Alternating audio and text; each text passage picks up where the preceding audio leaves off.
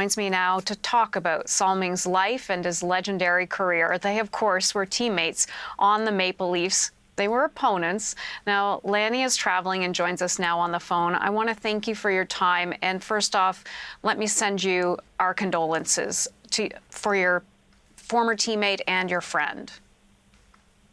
Well, first of all, thank you very much. It's always a pleasure to speak about Börje.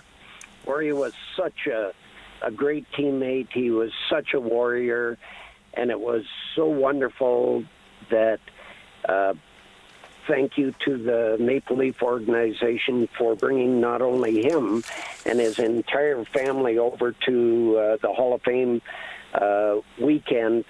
And it was a real gift for them, to his family, to be able to see how Börje was looked up to, and it was such an honor for him to be able to have his family understand how much everyone loved and respected him. Just talk a little bit about that, Lanny McDonald, about what it was like to have him as a teammate. Do you know what? He was such a warrior, and he broke ground so much for every other European or non-North American player to come into the National Hockey League. After every game, especially when he was a rookie, he would come off the ice. He had welts and bumps and bruises everywhere. And we would say, Börje, are you okay? And he would say, no, I'm fine. I've got this. Don't worry about me. He was, I think, probably one of the top 5-6 defensemen of all time. And it was so great to see him honored the way he was on the Hall of Fame weekend. Absolutely. There wasn't, I think, a dry eye in that arena and watching, and then later everybody watching it as well. What was he like for the fans? Well, I think they came to appreciate him so much. He was a gifted passer. He had a great shot. He was a phenomenal shot blocker. And more than anything, he was such a great teammate, both on and off the ice. And to be respected and honored, not only at the Hall of Fame weekend, they went back to Sweden, and the day after they got back, he received a special award on the 100th anniversary of Swedish hockey. So what a great tribute to a guy that meant so much to so many people. Yeah, when was the last chance you had a chance to speak with him? We're showing a lovely photo a few moments ago, the two of you on the ice. There it is, up on the screen again. When was the last time you had a chance to speak with Salming? I went and visited him on Tuesday after the Hall of Fame induction Monday night. On Tuesday morning, went to visit both Börje and Pete at their hotel. They were leaving at 5 o'clock that day, and it was a fantastic opportunity just to sit and visit with him, laugh with him, cry with him, and let him know how much we all loved him. It's such a sad moment when you think that was the last opportunity you had to see him. What was one of the final messages you had with Börje? You know what? It was more a thank you than anything. Thank you for being such a great person. Thank you for being such a great teammate. And he wrote back. Like, he wrote notes to us all the time, even though he couldn't speak. And when we talked about the entire family coming over, and Pia said, and he wrote that it was all about his family, that he had an opportunity to play this great game, and what a great way to finish it. And now to be able to rest in peace, both for him and for his family as well. Just tell me, what his family really meant to him. You talked about that at the beginning of the interview and how much, it was great for them to be there at the rink just 2 weeks ago. I think more than anything, his kids were very young when he played. And to be able to come back and have the entire family there and understand how both the fans, you didn't have to be a hockey fan, but to understand how much he meant to not only hockey fans, but Canada and Sweden and the NHL period. Just maybe tell me a moment that stands out in your head, Lanny McDonald, about Börje. I think probably one of the funniest times I had with Börje was I got knocked out cold in New York, and Börje was the first one to me. I remember laying on the ice, not being able to speak, and Börje said, "Mackie, Mackie, talk to me, Mackie." And then he yelled to our teammates, "Oh my gosh, I think he's dead." And we laughed about that so many times. We even talked about it last 2 weekends ago at the Hall of Fame. And we both had tears in our eyes remembering that moment. And obviously, thank goodness it wasn't true. Yeah, absolutely. What a great story to share with Canadians. We only have about 20 seconds left. Just give me your final thoughts on your former teammate and friend, Börje Salming.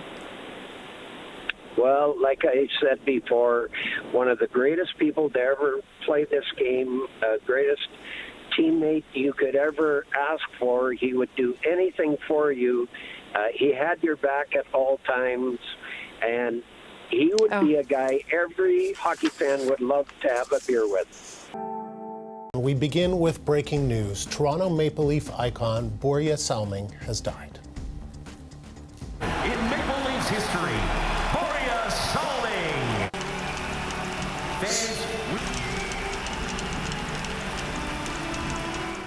Salming was honored during this emotional pregame moment 2 weeks ago at Hockey Hall of Fame celebrations. He announced in August that he was diagnosed with ALS, or Lou Gehrig's disease. Börje Salming was 71. To help us remember this legendary Leafs player, I'd like to bring in his former Toronto Maple Leafs teammate, Darryl Sittler. He joins us now from Jupiter, Florida. And Darryl, appreciate you taking the time, and I'm sorry for your loss. Yeah, that's a devastating loss. Obviously, when Börje contacted us back in July when he was first diagnosed, knowing what ALS is all about, it's not a good call, and it's a nasty disease for the person to go through and for the family to go through. So being in touch with Börje all the way through it, the fact that he was able to get to Toronto a couple weeks ago, that we could honor him. He could be a part of the Hockey Hall of Fame induction ceremony. Anybody who watched that evening will always remember that special moment of Börje being out there. And then the next night with his family alone, honoring him with a video was special. I don't know who wrote the script for it. It couldn't have been written any better in my mind. The fact that he got there, got to spend time with his family and his friends and his ex-teammates, and then to go back to Sweden and celebrate the 100th anniversary of the Swedish Ice Hockey Federation and be presented with the award from the National Hockey League as the first trailblazer to be come into the National Hockey League. And then here you are a week later, Börje is not with us. So sad, but obviously this disease isn't a very nice disease. I look at it, it's probably a blessing for Börje and for his family. He's at peace, doesn't have to suffer anymore. And we can all just try to remember the great and fond memories we had as him as a hockey player, but more importantly as a person and a friend. And I want to ask you about that in a second, but can we just finish off by asking you, we saw the images of you at that celebration just a couple of weeks ago. You were obviously very emotional. You were raising his hand. The fans, I mean, they just went crazy, right? Just seeing him there. Can you tell us what that was like? How emotional that was for you? Well, it was emotionally stepping out onto the ice and walking along the boards in front of the players' bench. I looked and I saw this very sincere, stoic look on all the current players. Nylander, a Swedish player, when he made eye contact with Börje and the big hugs, that's where it really grabbed me. To think that that was Börje and myself maybe 40 years ago on that player in those Leaf uniforms on the player bench, and now here we are. Out at center ice, honoring him and the condition he was. When the cameras were on and the introduction of Börje, I wasn't sure if he had actually understood what the moment was happening, and I grabbed his arm and put it up just so he could wave to the crowd, and not a dry eye in the building or the people that watch. It's one of those moments that'll be remembered forever. So those precious moments don't come along very often, but the fact that it did happen, and Börje was there with his family. To me, that was wonderful. It was so sad, but so proud at the same time. What do you think it meant to him? What do you know, knowing him, knowing he was a Leafs player for 16 seasons? What do you think that kind of tribute would mean to him?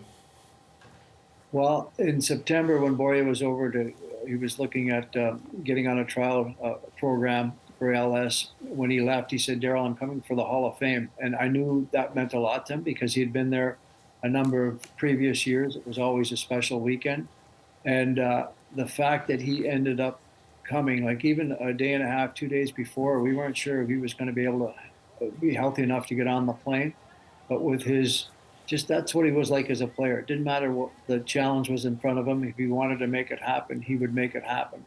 So the fact that he got there, I know in Börje's heart, that meant a lot to him to show his appreciation for the team that he played for, the fans that loved him, and for his family to be there, to be a part of it. After playing there 16, 17 years and living there, they could experience all again. So it was a magical moment. I know his family said to both, not to both, but all of us, Lanny, Tiger, and myself, that they've never seen him so happy as he was that weekend. So that made them happy. That made me happy, and all of us that know Börje Salming. And can you tell me what he was like as a player, as a teammate? Because he was a trailblazer, right? One of the first European players in the NHL. Well, what happened when Börje came over in the 70s, the game was different. I mean, intimidation was a part of the game. The physicality was huge. Donnybrook brawls, all those sorts of things. So as a good Swedish player defenseman, he was a target, and teams made him a target. And it didn't matter how much they tried to abuse him, and he'd come off after a game or in the dressing room, in the shower, you'd see these welts on his chest and his arms and scrapes and stuff like that. He just got stronger and played through it. And for him to have the career he had, he was runner-up to Norris Trophy a couple times, but in my mind, he was as good as the guys that won it. And no disrespect for those guys, but we didn't win the cup with Börje Salming. If you ask any player who played with him or against him, say he was as good as it gets. So that, to me, said it all. The Canada Cup 76, when the Leafs, the game was in Maple Leaf Gardens, and he had played it 2 or 3 seasons with the Leafs by then. The ovation he got as being a Swedish player playing against Team Canada was greater than any Canadian player got that evening. So that kind of told it all. That the fans, the players that played with him, understood and respected how good of a player he was and what a competitor he was. So, coming back to Toronto for that weekend was phenomenal, and I'm so glad that it happened. What did it mean to him to be a Maple Leafs player, to live in Toronto, and to have had so many amazing seasons with the Maple Leafs? Well, it meant a lot. Börje, before Börje got ALS 2 or 3 or 4 years ago, they wrote a script, and they're having a 6-part series on his life when he started way up in northern Sweden in a very remote area, and went on to be a successful National Hockey League player and lived over here but that story will tell it all. And in Sweden, he's known as the king, and over here, he's just known as Börje Salming, a great Leaf player. So it meant a lot to all of us. I mean, his kids were born here and raised here, Teresa and Anders, and it's so special for them to come back and see their dad honored and appreciated the way he deserved to be appreciated. So, like I said, the script couldn't have been written any better. When the movie comes out next fall, I mean, obviously the timing is totally unusual. Nobody thought Börje wouldn't be around for it, but Lanny and I and Tiger, we went on set a week ago Sunday in front of Maple Leaf Gardens. We wore the clothes that we wore in the 70s, the platform shoes, and Börje was with us. He was in his wheelchair, but it brought back a lot of fond memories of those days when we started out as young adults in our hockey careers, and then here we are all these years later, kind of reminiscing it, reliving it again. Can you tell us, before we let you go, just a little bit about what he was like off the ice? You were lifelong friends. What was he like as a person? Well, Börje was a lot of fun. After the game, he'd like to go out and have a little bit of fun and laugh. He was an awesome teammate that way. He was a humble guy. He was when he played as a player, I don't think he had the confidence or wanted the limelight, so to speak. He left Lanny and I and Tiger and other guys to do the media interviews and stuff. Didn't like controversy at all. Didn't want to get involved in it. Understood that. He just wanted to go out and play. But he was there to back us up and to be the best teammate he could.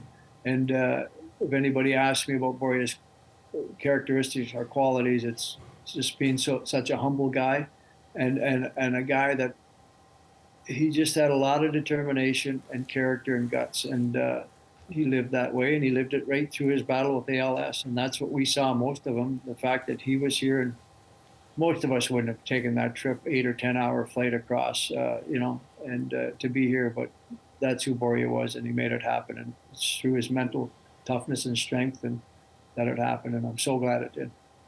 Darryl, I'm so glad that you took the time to reminisce with us. Appreciate this very much. Thank you. Have a good day, guys. Darryl Sittler is a former captain of the Toronto Maple Leafs, joining us live in Jupiter, Florida.